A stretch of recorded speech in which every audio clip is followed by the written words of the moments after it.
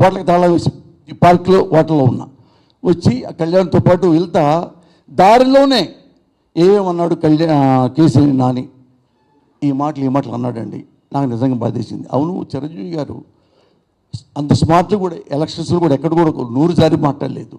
Demoralise చేయడానికి ఇక్కడ చేస్తారా అని నేను వెళ్ళి, అదే ఫస్ట్ నేను ఆఫీస్కి వెళ్తాం చిరంజీవి గారు ఆఫీస్కి ఎప్పుడు వెళ్ళా.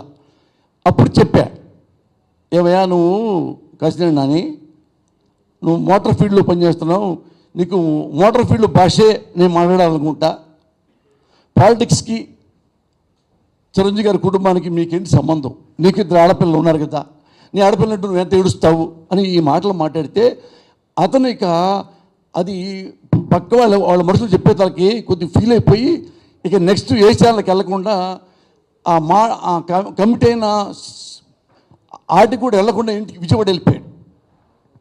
వెళ్ళిపోయిన తర్వాత చిరంజీవి గారు నా గుండెల్లో ఉన్నాడు రా పోస్తాని, నా గుండెల్లో ఉన్నాడు రా పోస్తాని అని చెప్పి 2 పెగ్గులు వేసుకొని చెప్తే శ్రీకాంత్ నాకు వచ్చి చెప్పాడు, ఎంత గొప్పగా చెప్పాడు నీ గురించి చిరంజీవి గారు అని. నాకేమైనా సంబంధం ఉందా? ఏం సంబంధం ఉంది? మానవ సంబంధం ఉంది. చిరంజీవి గారి పార్టీ మనిషిని నేను. చిరంజీవి గారు నా సినిమాలో నేనంటే చాలా గౌరవంగా నేనంటే ప్రేమగా చూసేవాడు. ఆయన పర్సనల్గా స్మూత్గా ఉంటారని చెప్పి నేను వెళ్ళిపోయి అయితే తర్వాత నన్ను పోసాన్ని అందు చూస్తాం, పోసాన్ని వదిలేవు అని నాకు వార్నింగ్లు పంపించారు. నేను రియాక్ట్ అయినా